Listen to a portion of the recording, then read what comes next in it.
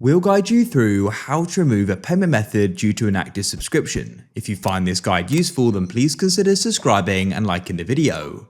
First of all, let me show you what's happening. I'll open up my settings, come right to the top and click on my name to get to my Apple ID settings. I'll then click on payment and shipping. I can then select the payment method I want to remove, this one here, and I'll then click on remove payment method. I'll confirm my decision and we then get the pop-up. So we've got two ways we can go and fix this. Either you can go and add another payment method because one needs to be on file, so adding another would solve the problem, or alternatively, you can go and cancel the subscriptions. To do that, come back to your main Apple ID settings and click on subscriptions. Then at the top here, you'll see your active subscriptions. Click on them, and then what you can do is click on cancel subscription. I'll need to confirm my decision, and it will then end on that date there, but I have cancelled it. Then what I can do is come back to my payment methods here, and I can go and select the method I want to remove, this one here.